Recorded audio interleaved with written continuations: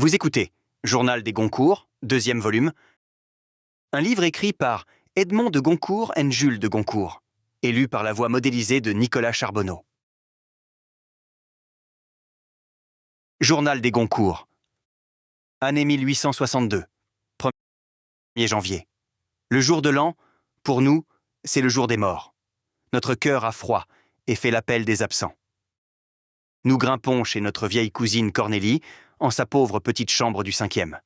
Elle est obligée de nous renvoyer, tant il vient la voir de dames, de collégiens, de gens, jeunes ou vieux, qui lui sont parents ou alliés. Elle n'a pas assez de sièges pour les asseoir, ni assez de place pour les garder longtemps. C'est un des beaux côtés de la noblesse, qu'on n'y fuit pas la pauvreté. Dans les familles bourgeoises, il n'y a plus de parenté au-dessous d'une certaine position de fortune, au-dessus du 4e étage d'une maison. Le pas d'un mendiant, auquel on n'a pas donné, et qui s'en va, vous laisse son bruit mourant dans le cœur. De quoi est faite très souvent la renommée d'un homme politique. De grandes fautes sur un grand théâtre.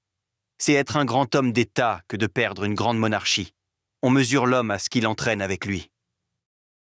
Une scène qui se passe devant moi à la bibliothèque et qui juge Monsieur Thiers, ses livres et l'universalité de sa gloire. Un quidam arrive. Je voudrais un roman. On ne donne pas de roman. Eh bien, alors, donnez-moi Monsieur Thiers. Quel ouvrage? L'histoire de France. Il n'a pas fait d'histoire de France. Alors, l'histoire d'Angleterre. Il n'a pas fait d'histoire d'Angleterre. Là-dessus, le quidam s'en est allé avec un grand désappointement sur la figure. 10 janvier.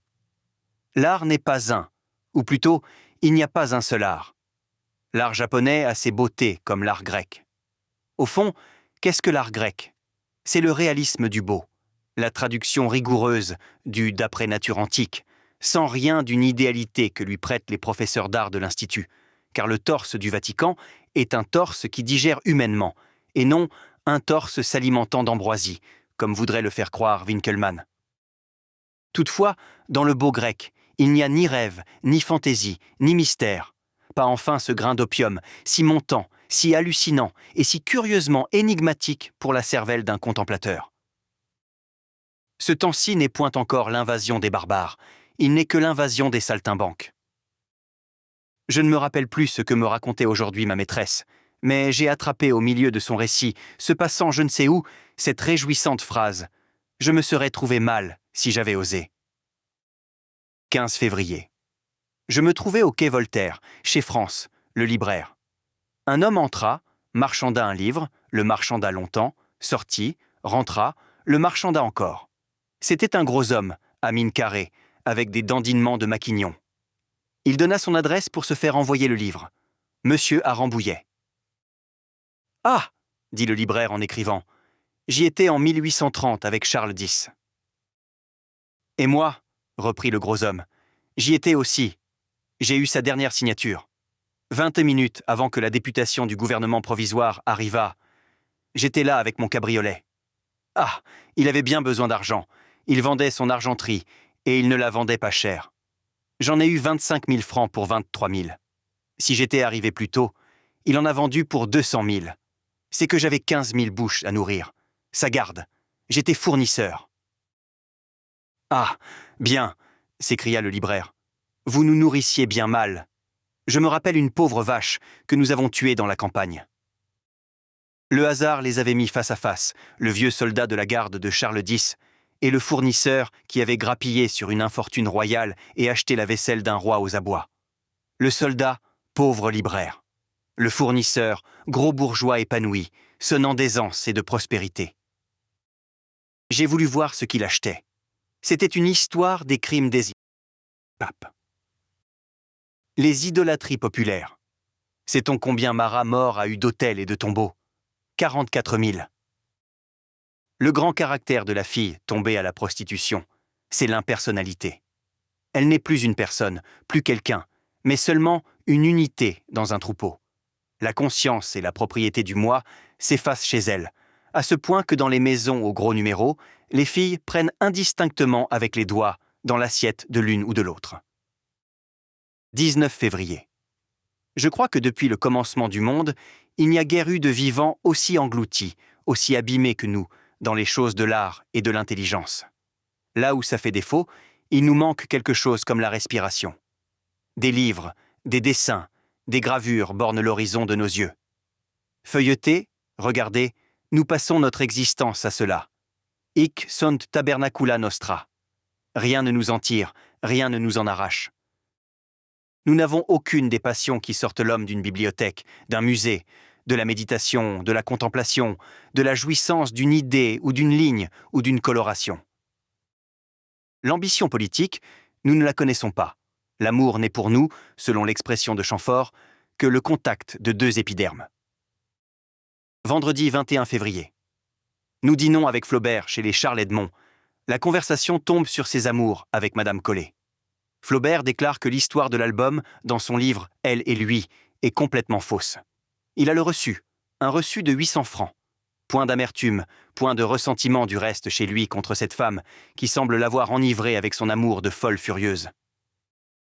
Il y a une truculence de nature dans Flaubert, se plaisant à ces femmes terribles de sens et d'emportement d'âme, qui nous semblent devoir éreinter l'amour à coups de grosses émotions, de transports brutaux, d'ivresse forcenée. Un jour, elle est venue le relancer jusque sous le toit maternel, et elle a exigé une explication en présence de sa mère qui a toujours gardé au fond d'elle, comme une blessure faite à son sexe, le ressouvenir de la dureté de son fils pour sa maîtresse. « C'est le seul point noir entre ma mère et moi », s'écrie Flaubert. Il avoue toutefois qu'il l'a aimée avec fureur, cette femme, si bien qu'un jour, il a été tout près de la tuer, et si près qu'au moment où il marchait sur elle, il a eu comme une hallucination de sa poursuite. « Oui, oui, j'ai entendu craquer sous moi les bancs de la cour d'assises. » Il ajoute qu'un de ses grands-pères a épousé une femme au Canada. Il y a effectivement parfois chez Flaubert du sang de Peau-Rouge avec ses violences. Notre charbonnière vend son fonds. Rose me dit qu'elle est malade de l'idée qu'elle n'aura plus d'argent dans sa poche, l'argent de la vente allant et venant sous le tablier. Il paraît que c'est la grande désolation des petits marchands qui se retirent du commerce, de ne plus sentir sur leur ventre le flux et le reflux de la monnaie, du gain sonnant et brinque-ballant, qu'à la fois on palpe et on écoute. C. Se trouver à souper en tête-à-tête avec R. À la Maison d'Or. Une fantaisie leur prend de ne pas continuer à souper seul. Et l'un des soupeurs, après avoir sonné inutilement, se penche sur l'escalier, pour envoyer le chasseur leur chercher des compagnes. Il voit le chasseur plongé dans la lecture d'un livre. Il a la curiosité de lui demander ce qu'il lit. « Je lis ce que monseigneur m'a dit de lire », répond un grand garçon blond, à l'air bonasse. « Quel monseigneur ?»« Mais monseigneur de Nancy, d'où je viens. Il m'a dit, tu vas à Paris, c'est un pays de perdition, lis Tertullien. » Et je lis Tertullien. Oui, cet homme lisait Tertullien, dans l'escalier de la Maison d'Or, entre deux courses chez la farcie.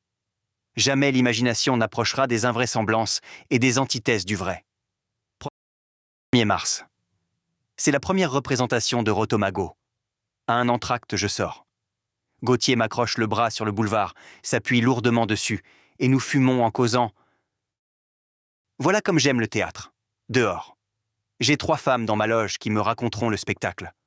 Fournier, un homme de génie. Jamais avec lui une pièce nouvelle. Tous les 2 ou 3 ans, il reprend le pied de mouton. Il fait repeindre un décor rouge en bleu ou un décor bleu en rouge. Il introduit un truc, des danseuses anglaises. Tenez, pour tout, au théâtre, il faudrait que ce soit comme ça. Il ne devrait y avoir qu'un vaudeville. On y ferait quelques petits changements de loin en loin. C'est un art si grossier, si abject, le théâtre. Ne trouvez-vous pas ce temps si assommant? Car enfin, on ne peut s'abstraire de son temps. Il y a une morale imposée par les bourgeois contemporains, à laquelle il faut se soumettre. Il est de toute nécessité d'être bien avec son commissaire de police. Qu'est-ce que je demande? C'est qu'on me laisse tranquille dans mon coin. Oui, vous voulez une carte de sûreté du gouvernement? C'est cela. Eh bien, j'étais très bien avec les d'Orléans. 48 arrive. La République me met pendant des années au rencard. Je me rarrange avec ceci. Me voilà au moniteur. Puis arrivent ces affaires. Cet homme qui va à droite, à gauche, on ne sait pas ce qu'il veut. Enfin, pas possible de rien dire.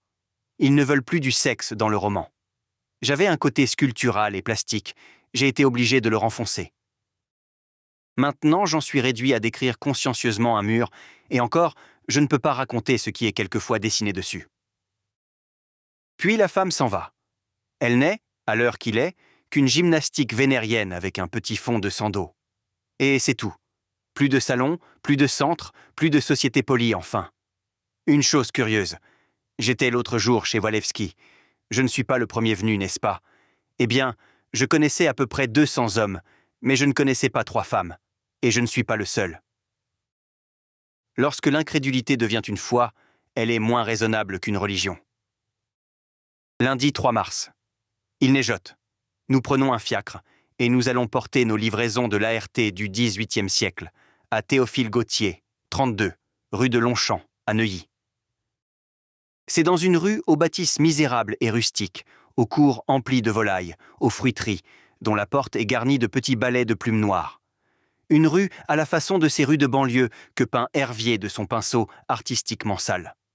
Nous poussons la porte d'une maison de plâtre, et nous sommes chez le sultan de l'épithète. Un salon garni de meubles en damas rouge, au bois doré, aux lourdes formes vénitiennes. De vieux tableaux de l'école italienne, avec de belles parties de chair jaune. Au-dessus de la cheminée, une glace sans teint, historiée d'arabesques de couleurs et de caractères persans, genre café turc, une somptuosité pauvre et de raccrocs faisant comme un intérieur de vieille actrice retirée, qui n'aurait touché que des tableaux à la faillite d'un directeur italien. Comme nous lui demandons si nous le dérangeons, pas du tout. Je ne travaille jamais chez moi. Je ne travaille qu'au moniteur, à l'imprimerie. On m'imprime à mesure. L'odeur de l'encre d'imprimerie, il n'y a que cela qui me fasse marcher. Puis, il y a cette loi de l'urgence. C'est fatal. Il faut que je livre ma copie. Oui, je ne puis travailler que là. Je ne pourrais maintenant faire un roman que comme cela. C'est qu'en même temps que je le ferais, ou m'imprimerais 10 lignes par 10 lignes. Sur les preuves, on se juge. Ce qu'on a fait devient impersonnel, tandis que la copie, c'est vous, votre main, ça vous tient par des filaments, ce n'est pas dégagé de vous. Je me suis toujours fait arranger des endroits pour travailler. Eh bien, je n'ai jamais rien pu y faire. Il me faut du mouvement autour de moi. Je ne travaille bien que dans le sabbat, au lieu que, lorsque je m'enferme pour travailler, la solitude m'attriste. On travaille encore très bien dans une chambre de domestique à tabatière, avec une table de bois blanc, du papier bleu à 7 sous la rame, et dans un coin un pot, pour ne pas descendre pisser. De là, Gautier saute à la critique de la reine de Saba. Et comme nous lui avouons notre complète infirmité, notre surdité musicale, nous qui n'aimons tout au plus que la musique militaire, eh bien, ça me fait grand plaisir, ce que vous me dites là. Je suis comme vous. Je préfère le silence à la musique. Je suis seulement parvenu, ayant vécu une partie de ma vie avec une cantatrice, à discerner la bonne et la mauvaise musique. Mais ça m'est absolument égal. C'est tout de même curieux que tous les écrivains de ce temps-ci soient comme cela. Balzac l'exécrait. Hugo ne peut pas la souffrir. Lamartine lui-même, qui est un piano à vendre ou à louer, l'a en horreur. Il n'y a que quelques peintres qui ont ce goût-là. En musique, ils en sont maintenant à un gluckisme assommant. Ce sont des choses larges, lentes, lentes. Ça retourne au plein champ. Ce Gounod est un pur âne. Il y a au second acte 2 chœurs de juives et de sabéennes qui caquettent auprès d'une piscine, avant de se laver le derrière. Eh bien, c'est gentil ce chœur-là, mais voilà tout. Et la salle a respiré, et l'on a fait un « ah » de soulagement, tant le reste est embêtant. Verdi, vous me demandez ce que c'est. Eh bien. Verdi, c'est un Dennery, un Gilbert de Pixérécourt. Vous savez, il a eu l'idée en musique, quand les paroles étaient tristes, de faire trou-trou-trou au lieu de tra-tra-tra. Dans un enterrement, il ne mettra pas un air de Mirliton. Rossini n'y manquerait pas. C'est lui qui, dans Sémiramis, fait entrer l'ombre de Ninus sur un air de valse ravissant. Voilà tout son génie en musique, à Verdi. Note 1, mon frère et moi avons cherché à représenter nos contemporains en leur humanité, avons cherché surtout à rendre leur conversation dans leur vérité pittoresque. Or, la qualité caractéristique, je dirais, la beauté de la conversation de Gautier, était l'énormité du paradoxe. C'est dire que dans cette négation absolue de la musique, prendre cette grosse blague injurieuse pour le vrai jugement de l'illustre écrivain sur le talent de M. Gounod, ce serait faire preuve de peu d'intelligence ou d'une grande hostilité contre le sténographe de cette boutade antimusicale. Alors Gautier se met à se plaindre de son temps. C'est peut-être parce que je commence à être un vieux. Mais, enfin, dans ce temps, il n'y a pas d'air. Il ne s'agit pas seulement d'avoir des ailes, il faut de l'air. Je ne me sens plus contemporain. Oui, en 1830, c'était superbe, mais j'étais trop jeune de 2 ou 3 ans. Je n'ai pas été entraîné dans le plein courant, je n'étais pas mûr. J'aurais produit autre chose.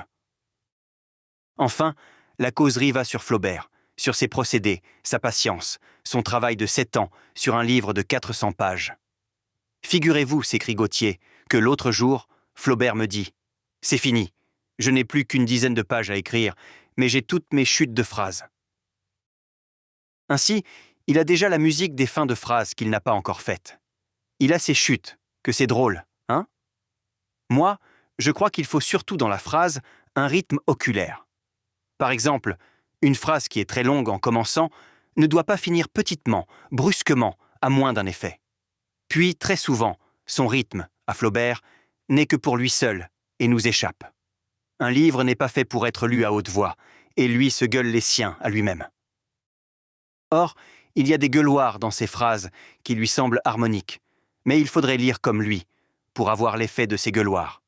Nous avons des pages tous les deux, vous dans votre Venise, moi dans un tas de choses que tout le monde connaît, aussi rythmées que tout ce qu'il a fait, sans nous être donné tant de mal. Au fond, le pauvre garçon a un remords qui empoisonne sa vie. Ça le mènera au tombeau. Vous ne le connaissez pas, ce remords. C'est d'avoir accolé dans Madame Bovary 2 génitifs, l'un sur l'autre, une couronne de fleurs d'oranger. Ça le désole, mais il a eu beau chercher, il lui a été impossible de faire autrement. Voulez-vous savoir ce qu'il y a dans la maison ? Et il nous mène dans la salle à manger, où ses filles déjeunent, puis en haut, dans un petit atelier d'où l'on voit un jardin aux arbrisseaux maigres, dessiné en carrés de légumes. Là, il nous montre les dons des artistes à sa critique. Pauvres dons qui attestent toute l'avarice et la lésinerie de ce monde de l'art envers un homme qui, pour un si grand nombre, a bâti des piédestaux en feuilleton et a mis de la gloire autour de leurs noms inconnus avec le patronage de ces belles phrases et de ces descriptions si colorées. Des dessins de Ferrogio, une charmante esquisse d'Hébert, un blond Baudry, une nuit de Rousseau, qui est comme le songe d'une nuit d'été de Fontainebleau, des Chasseriot, des fleurs de Saint-Jean, une Macbeth de Delacroix. Enfin, 2 petits tableaux de femmes nues, dont le fer va de Devosges à Deveria. 2 tableaux du maître, chez lequel Gautier a pris la peinture au faubourg Saint-Antoine. Je m'aperçois tristement que la littérature, l'observation, au lieu d'émousser en moi la sensibilité, l'a étendue, raffinée, développée, mise à nu. Cette espèce de travail incessant qu'on fait sur soi, sur ses sensations, sur les mouvements de son cœur, cette autopsie perpétuelle et journalière de son être, arrive à découvrir les fibres les plus délicates, à les faire jouer de la façon la plus tressaillante. 1000 ressources, 1000 secrets se découvrent en vous pour souffrir. On devient, à force de s'étudier, au lieu de s'endurcir, une sorte d'écorché moral et sensitif, blessé à la moindre impression, sans défense, sans enveloppe, tout saignant. 11 mars. Nous allons visiter les catacombes avec Flaubert. Des os si bien rangés qu'ils rappellent les caves de Bercy. Il y a un ordre administratif qui ôte tout effet à cette exhibition. Il faudrait, pour la montre, des montagnes, des pêle-mêlés d'ossements et non des rayons. Cela devrait monter tout le long de voûtes immenses et se perdre en haut dans la nuit, ainsi que toutes ces têtes se perdent dans l'anonymat. Puis l'agacement de ces Parisiens loustiques, un vrai train de plaisir dans un ossuaire, et qui s'amusent à jeter des lazis dans cette caverne du néant. En regardant tous ces restes, tout ce peuple d'os, je me demandais « Pourquoi ce mensonge d'immortalité, le squelette ?»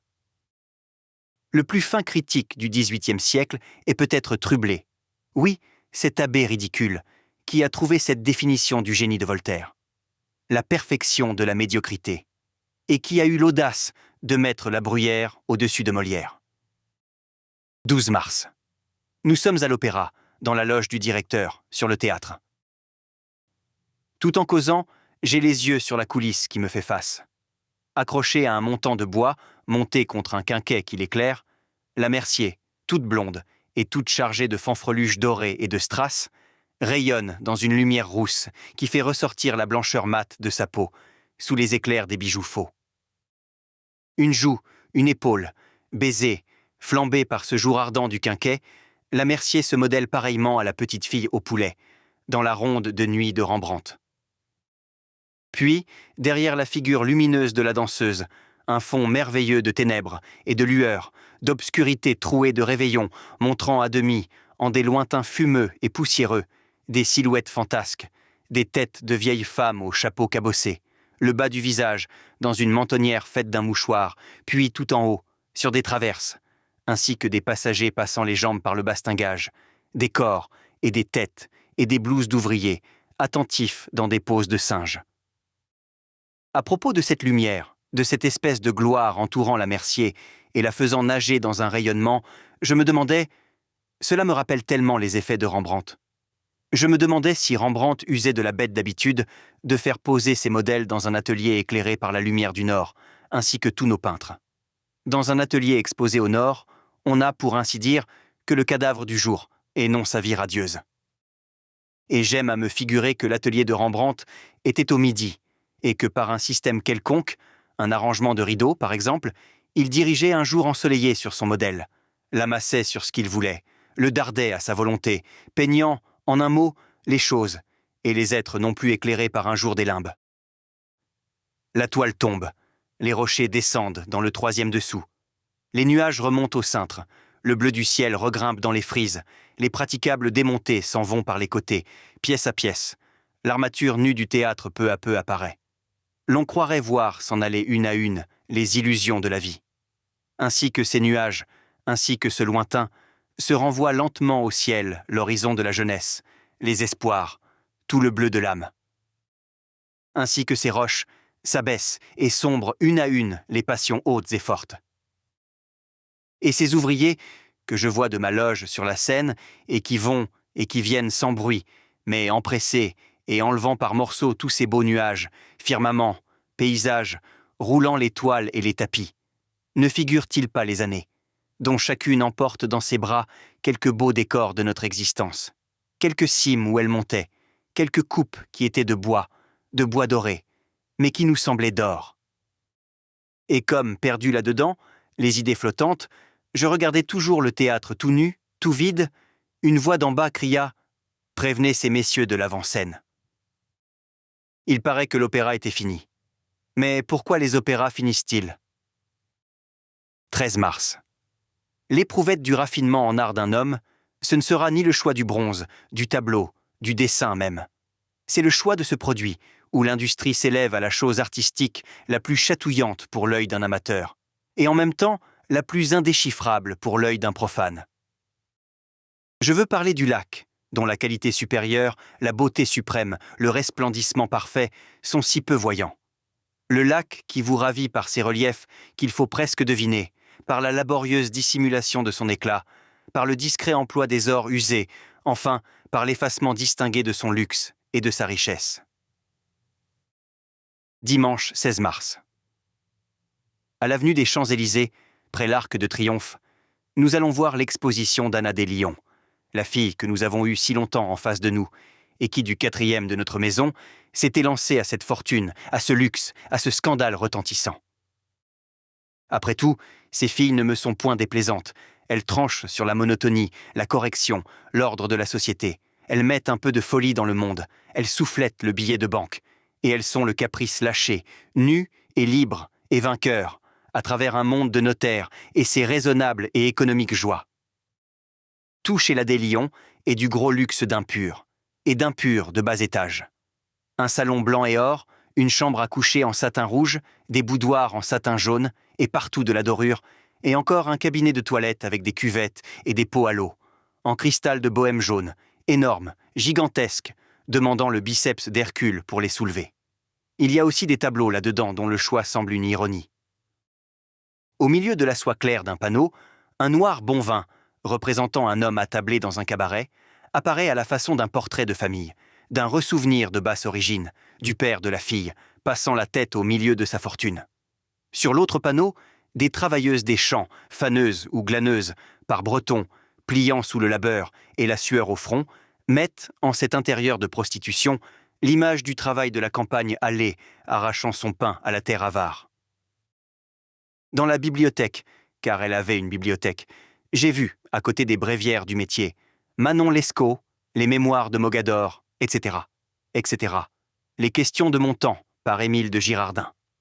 Imaginez l'offrande de la triangulation des pouvoirs à la Vénus Pandémos. Pour les bijoux remplissant une vitrine, c'était l'écrin d'une Faustine, 300 000 francs d'éclairs, qu'elle faisait encore jouer hier sur sa peau, au rose fauve. En les regardant, penché dessus, je revoyais dans leur lumière, comme en une lueur du passé, la des lions, demandant à notre bonne, lorsque nous donnions à dîner, demandant, avant notre rentrée, de faire le tour de notre table servie, pour se régaler les yeux d'un peu de luxe. J'ai vu aujourd'hui la gloire chez un marchand de bric-à-brac, une tête de mort couronnée de laurier en plâtre doré. 23 mars. C'est une grande force morale chez l'écrivain que celle qui lui fait porter sa pensée au-dessus de la vie courante pour la faire travailler libre et dégagée et envolée. Il lui faut s'abstraire des chagrins, des ennuis, des tribulations, des malaises de l'existence, à l'effet de s'élever à cette sérénité cérébrale où se fait la conception, la création. Et ce n'est pas, croyez-le, une opération mécanique et de simple application comme de faire des additions. Jeudi, 27 mars. C'est la mi-carême. Nous dînons chez Madame Desgranges. Il y a Théophile Gautier et ses filles, Pérate, sa femme, et sa fille, Gaïf, et un de ses interlopes quelconques qui semble toujours faire le 14e de la société. Les filles de Gautier ont un charme singulier, une espèce de langueur orientale, des regards lents et profonds, voilés de l'ombre de belles paupières lourdes, une paresse et une cadence de gestes et de mouvements qu'elles tiennent de leur père, mais élégantifiées par la grâce de la femme.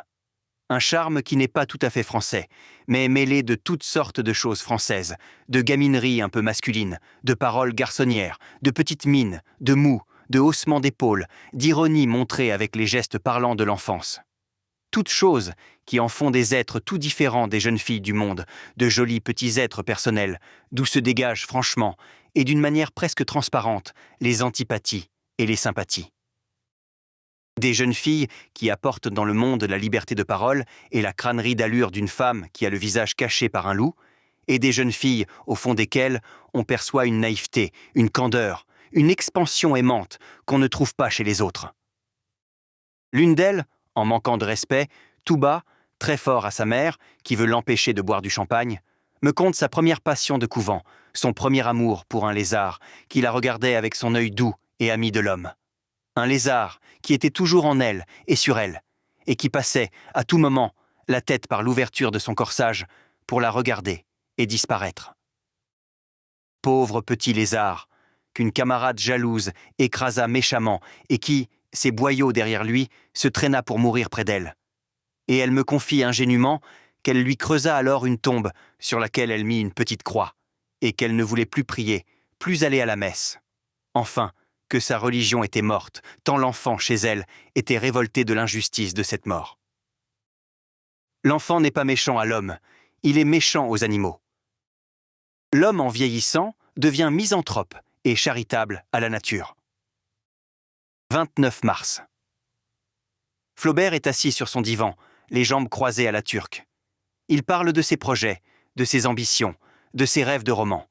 Il nous confie le grand désir qu'il a eu, désir auquel il n'a pas renoncé, d'écrire un livre sur l'Orient moderne, sur l'Orient en habit noir. Il s'anime à toutes les antithèses que son talent trouverait dans le bouquin. Scène se passant à Paris, scène se passant à Constantinople, scène se passant sur le Nil, scène d'hypocrisie européenne, scène sauvage du huis clos de là-bas, et noyade et tête coupée pour un soupçon, une mauvaise humeur. Une œuvre qui ressemblerait assez bien, selon sa comparaison, à ces bateaux qui ont sur le pont, à l'avant, un Turc habillé par Duzotois, et à l'arrière, sous le pont, le harem de ce Turc, avec ses eunuques et toute la férocité des mœurs du vieil Orient. Flaubert s'éjouit et se gaudit à la peinture de toutes les canailles européennes, grecques, italiennes, juives, qu'il ferait graviter autour de son héros, et il s'étend sur les curieux contrastes que présenterait, çà et là, l'oriental se civilisant, et l'européen retournant à l'état sauvage, ainsi que ce chimiste français qui, établi sur les confins de la Libye, n'a plus rien gardé des mœurs et des habitudes de sa patrie. De ce livre, en ébauche dans son cerveau, Flaubert passa un autre qu'il dit caresser depuis longtemps. Un immense roman, un grand tableau de la vie, relié par une action qui serait l'anéantissement des uns par les autres, dans une société basée sur l'association des 13, et où l'on verrait l'avant-dernier des survivants, un homme politique, envoyé à la guillotine par le dernier. Un magistrat, et pour une bonne action. Flaubert voudrait aussi fabriquer 2 ou 3 petits romans non incidentés et tout simples, qui seraient le mari, la femme, l'amant. Le soir, après dîner, nous poussons jusque chez Théophile Gautier, à Neuilly, que nous trouvons encore à table à 9h, fêtant un petit vin de Pouilly qu'il proclame très agréable, en même temps que le prince Radziwill, qui est son hôte. Gautier est gai à la façon d'un enfant, une des grandes grâces de l'intelligence. On se lève de table, on passe dans le salon, et l'on demande à Flaubert de danser l'idiot des salons. Il emprunte un habit à Gautier. Il relève son faux col. De ses cheveux, de sa figure, de sa physionomie. Je ne sais pas ce qu'il fait, mais le voici soudain transformé en une formidable caricature de l'hébétement. Gautier, pris d'émulation, ôte sa redingote, et tout perlant de sueur, son gros derrière écrasant ses jarrets, danse à son tour le pas du créancier. Et la soirée se termine par des chants bohèmes, des mélodies farouches, dont le prince Radziwill jette merveilleusement la note stridente. 30 mars. Au 4e, Néro 2, rue Racine. Un petit monsieur, fait comme tout le monde, nous ouvre, dit en souriant « Messieurs de Goncourt », pousse une porte, et nous sommes dans une très grande pièce, une sorte d'atelier. Contre la fenêtre du fond, par où vient un jour crépusculaire de 5 heures, et à contre-jour, se tient une ombre grise sur cette lumière pâle, une femme qui ne se lève pas, reste immobile à notre salut de corps et de parole. Cette ombre assise, à l'air ensommeillé, est Madame Sand, et l'homme qui nous a ouvert est le graveur Manceau. Madame Sand a un aspect automatique. Elle parle d'une voix monotone et mécanique, qui ne monte, ni ne descend, ni ne s'anime. Dans son attitude, il y a une gravité, une placidité, quelque chose du demi-endormement d'un ruminant, et des gestes lents, des gestes, pour ainsi dire, de somnambule, des gestes au bout desquels on voit incessamment, et toujours avec les mêmes mouvements méthodiques, le frottement d'une allumette de cire jeter une petite flamme et une cigarette s'allumer aux lèvres de la femme. Madame Sand a été fort aimable, fort élogieuse pour nous, mais avec une enfance d'idées, une platitude d'expression, une bonhomie morne qui fait froid comme la nudité d'un mur de chambre. Manceau cherche à animer un rien le dialogue. On parle de son théâtre de Nohant, où l'on joue pour elle seule et sa bonne, jusqu'à 4 heures du matin. Puis, nous causons de sa prodigieuse faculté de travail. Sur quoi, elle nous dit que son travail n'est pas méritoire, l'ayant toujours eu facile. Elle travaille toutes les nuits, d'1h à 4 heures du matin, puis retravaille encore dans la journée, pendant 2 heures. Et, ajoute Manceau, qu'il explique un peu comme un montreur de phénomènes, c'est égal qu'on la dérange. Supposez que vous ayez un robinet ouvert chez vous, on entre, vous le fermez. C'est comme cela chez Madame Sand. Oui, reprend Madame Sand, ça m'est égal d'être dérangé par des personnes sympathiques, par des paysans qui viennent me parler. Ici, une petite note humanitaire. Lorsque nous prenons congé d'elle, elle se lève, nous donne la main et nous reconduit. Alors, nous voyons un peu de sa figure, bonne, douce, calme, les couleurs éteintes, mais les traits encore délicatement dessinés dans un teint pâli et pacifié, dans un teint couleur d'ambre. Il y a au fond une ténuité et une fine ciselure dans ses traits, que ne rendent pas ses portraits, qui ont grossi et épaissi son visage. Lundi, 7 avril.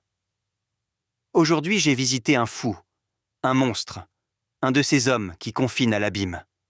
Par lui, comme par un voile déchiré, j'ai entrevu un fond abominable, un côté effrayant d'une aristocratie d'argent blasé, de l'aristocratie anglaise apportant la férocité dans l'amour, et dont le libertinage ne jouit que par la souffrance de la femme. Au bal de l'Opéra, il avait été présenté à Saint-Victor un jeune Anglais, qui lui avait dit simplement, en manière d'entrée de conversation, qu'on ne trouvait guère à s'amuser à Paris, que Londres était infiniment supérieure, qu'à Londres, il y avait une maison très bien, la maison de Mistress Jenkins, où étaient des jeunes filles d'environ 13 ans, auxquelles d'abord on faisait la classe, puis qu'on fouettait, les petites, oh, pas très fort, mais les grandes tout à fait fort.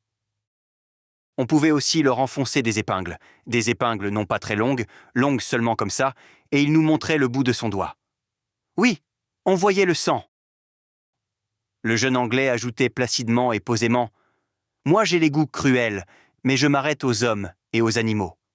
Dans le temps, j'ai loué, avec un ami, une fenêtre, pour une grosse somme, afin de voir une assassine qui devait être pendue, et nous avions avec nous des femmes pour leur faire des choses. Il a l'expression toujours extrêmement décente, au moment où elle serait pendue. Même nous avions fait demander au bourreau de lui relever un peu sa jupe, à l'assassine, en la pendant. Mais c'est désagréable. La reine, au dernier moment, a fait grâce. Donc aujourd'hui, Saint Victor m'introduit chez ce terrible original. C'est un jeune homme d'une trentaine d'années, chauve, les tempes renflées comme une orange, les yeux d'un bleu clair et aigu, la peau extrêmement fine et laissant voir le réseau sous-cutané des veines. La tête, c'est bizarre, la tête d'un de ces jeunes prêtres émaciés et extatiques, entourant les évêques dans les vieux tableaux. Un élégant jeune homme ayant un peu de raideur dans les bras et les mouvements de corps, à la fois mécaniques et fiévreux, d'une personne attaquée d'un commencement de maladie de la moelle épinière, et avec cela, d'excellente façon. Une politesse exquise, une douceur de manière toute particulière. Il a ouvert un grand meuble à hauteur d'appui, où se trouve une curieuse collection de livres érotiques, admirablement reliés, et tout en me tendant un Meibomius, utilité de la flagellation dans les plaisirs de l'amour et du mariage, relié par un des premiers relieurs de Paris avec des fers intérieurs représentant des phallus, des têtes de mort, des instruments de torture dont il a donné les dessins, il nous dit « Ah, ces fers, non, d'abord, il ne voulait pas les exécuter, le relieur. Alors, je lui ai prêté de mes livres. Maintenant, il rend sa femme très malheureuse. Il court les petites filles. Mais j'ai eu mes fers. » Et nous montrant un livre tout préparé pour la reliure, « Oui, pour ce volume, j'attends une peau de jeune fille, qu'un de mes amis m'a eue. On la tanne. C'est 6 mois pour la tanner. Si vous voulez la voir, ma peau. » Mais c'est sans intérêt. Il aurait fallu qu'elle fût enlevée sur une jeune fille vivante. Heureusement, j'ai mon ami le docteur Bartsch. Vous savez, celui qui voyage dans l'intérieur de l'Afrique. Eh bien, dans les massacres, il m'a promis de me faire prendre une peau comme ça, sur une négresse vivante. Et tout en contemplant, d'un regard de maniaque, les ongles de ses mains tendues devant lui, il parle. Il parle continuellement. Et sa voix un peu chantante, et s'arrêtant et repartant aussitôt qu'elle s'arrête, vous entre, comme une vrille, dans les oreilles ces cannibalesques paroles. Le corps humain n'a pas l'immutabilité qu'il semble avoir. Les sociétés, les civilisations retravaillent la statue de sa nudité. La femme qu'a peinte l'anthropographe Cranach, la femme du Parmesan et de Goujon, la femme de Boucher et de Coustou sont 3 âges et 3 natures de femmes. La première ébauchée, lignée dans le carré d'un contour embryonnaire, mal équarrie dans la maigreur gothique, est la femme du Moyen-Âge. La seconde dégagée, allongée, fluette dans sa grandeur élancée, avec des tournants et des rondissements d'arabesque, des extrémités arborescentes à la Daphné, est la femme de la Renaissance. La dernière, petite, grassouillette, caillette, toute cardée de fossettes, est la femme du XVIIIe siècle. 22 avril. Nous sommes ce soir dans la loge de Saint-Victor, à la première représentation des volontaires. Une pièce qui inquiète l'Europe, une pièce à la fin de laquelle Paris attend une émeute, une pièce où les titis doivent crier bis à l'abdication de Napoléon Ier. Rien de tout cela n'est arrivé. L'ennui a désarmé la passion politique. La pièce aurait endormi une révolution. Canova fit un jour un lion en beurre. Séjour a fait un Napoléon en guimauve. Dans la loge à côté, où est Gramont Cadrousse, avec Marguerite Bélanger, j'ai près de moi, coude à coude, Anna Deslions, toujours belle, pacifique et superbe à la façon du Nio. Elle est en grand deuil de sa mère. Il y a cette année une épidémie sur les mères de ses pareilles.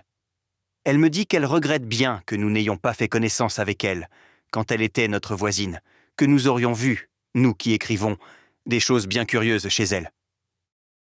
Puis, causant de sa vente et du peu de chic de son cabinet de toilette, après qu'elle m'a dit qu'il lui faudrait un hôtel dans lequel elle ferait faire une piscine en marbre, où elle recevrait... Elle s'interrompt, songeuse, et reprend, joliment souriante, qu'elle est arrivée à la réalisation de son rêve. Une mansarde. Et elle va avoir cela à Neuilly, et elle passera tout son temps à faire de la tapisserie sous les saules. « Vous savez, moi, dit-elle, je n'ai jamais été au-devant de tout ça. C'est arrivé tout seul. Je n'ai pas cherché à être riche. Quand l'argent est venu, j'en ai profité, voilà tout. » Elle dit vrai. Il existe chez cette femme le véritable et intime caractère de la fille. La passivité. Elle roule inconsciemment, insouciamment sous la fatalité de sa vie. Elle s'est laissée accoster par la fortune, comme par un passant. Quelqu'un qui monte, qu'on accepte, qui s'en va et qu'on oublie. 27 avril. Oui, Monsieur Thiers passe et passera auprès de la postérité pour un amateur. Et je l'ai entendu de mes oreilles, ces années-ci, demander chez Rochoux ce que c'était qu'une gravure avant les armes. Et aujourd'hui, j'apprends qu'il pousse le goût de la propreté de l'art, jusqu'à faire gratter la patine des bronzes antiques de sa collection.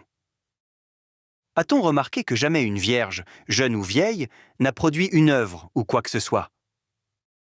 Dimanche 4 mai. C'est dimanche passé au boulevard du Temple, chez Flaubert, sauf de l'ennui du dimanche. Ce sont des causeries qui sautent de sommet en sommet, remontent aux origines des mondes, fouillent les religions, passent en revue les idées et les hommes, vont des légendes orientales au lyrisme d'Hugo, de Bouddha à Goethe. On se perd dans les horizons du passé, on rêve aux choses ensevelies, on pense tout haut, on feuillette du souvenir les vieux chefs-d'œuvre, on retrouve et on retire de sa mémoire des citations, des fragments, des morceaux de poèmes, pareils à des membres de Dieu, sortant d'une fouille dans l'attique. Puis de là, à un moment, on descend au mystère des sens, à l'inconnu des goûts bizarres, des tempéraments monstrueux.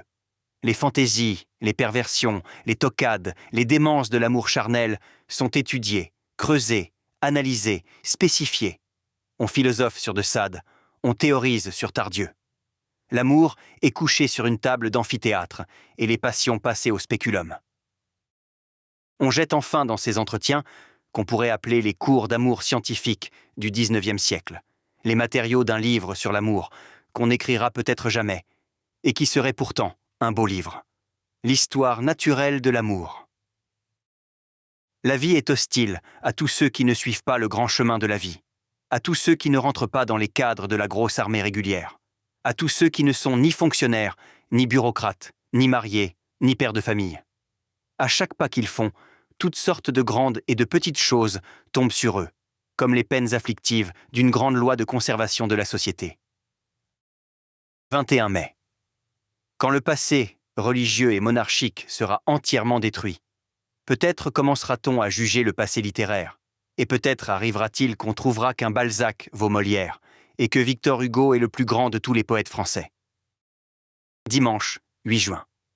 Nous allons à la campagne avec Saint-Victor, à la façon des commis de magasin, et tout en nous rendant au chemin de fer, nous nous disons qu'au fond, l'humanité, et c'est son honneur, est un grand Don Quichotte. Il a bien, à son côté, Sancho, qui est la raison, le bon sens, mais il le laisse en arrière. Les plus énormes efforts, les plus immenses sacrifices de l'humanité ont été faits en l'honneur de questions idéales. Une preuve indiscutable de cela, c'est le tombeau du Christ, rien qu'une idée, pour laquelle l'Europe entière se remuait encore hier. Et nous voilà à marcher le long de la Seine, à Bougival. Dans l'herbe, une société lit tout haut une joyeuseté bête de petit journal. Sur l'eau, des canotiers en vareuse rouge chantent du nado. Au détour d'un saule, nous rencontrons une connaissance. C'est un millionième d'agent de change. Enfin, dans un coin où nous espérions être à nous-mêmes, il y a un paysagiste qui peint, à côté d'une côte de melons oubliée. La nature, pour moi, est ennemie. La campagne me semble mortuaire. Cette terre verte me paraît un grand cimetière qui attend.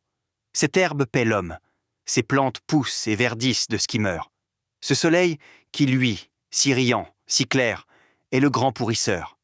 Arbres, ciel, eau, tout cela me fait l'effet d'une concession à temps, dont le jardinier renouvellerait un peu les fleurs au printemps, et où il aurait mis un petit bassin avec des poissons rouges.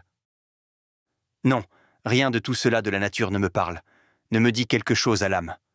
Non, ça ne me touche pas, comme cette femme qui, tout à l'heure, me montrait, à table, le haut de la tête de la charité d'André Delsarte et la bouche de la Goule des Mille et une nuits.